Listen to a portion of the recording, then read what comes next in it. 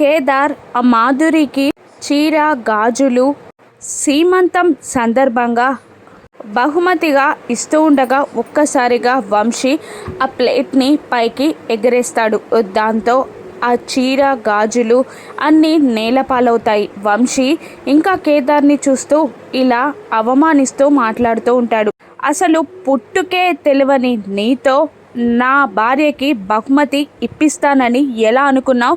అసలు ఎక్కడ పుట్టావో తెలియదు, ఎవరికి పుట్టావో తెలియదు. నీలాంటి వాడి చేత నా భార్యకి బహుమతి ఇస్తానంటే ఒప్పుకుంటానా అని వంశీ ఎగతాళిగా మాట్లాడుతుండగా కేదార్ ఒక్కసారిగా కోపంగా వంశీ కాలర్ పట్టుకొని ఏమంటున్నా భరిస్తున్నానని చేతగాని వాడిలాగా నన్ను జమకట్టకు. నా పుట్టుక నా గుచ్చి నువ్వు మాట్లాడితే నీకు ఈ ఇంటికి ఉన్న సంబంధాన్ని కూడా నేను చూడకుండా నిన్ను కొట్టేస్తాను, నీకు బుద్ధి చెప్తాను అని అంటూ కేదార్ వంశీ కాలర్ పట్టుకోగానే ఒక్కసారిగా మాధురి కేదార్ చేయిని తోసేసి కేదార్ చేతిలో ఉన్న వంశీ కాలర్ని విడిపిస్తుంది.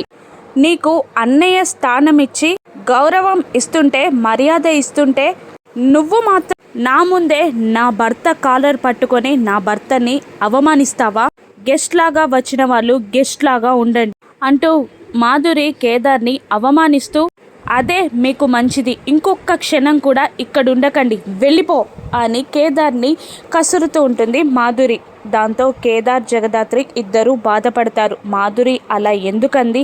వంశీ కేదార్ని అవమానించడం భరించలేక మాధురి అలా అందా, లేదంటే నిజంగానే కేదార్ని మాధురి అవమానించిందా? రాను నెట్సెస్లో చూద్దాం. Thank you for watching.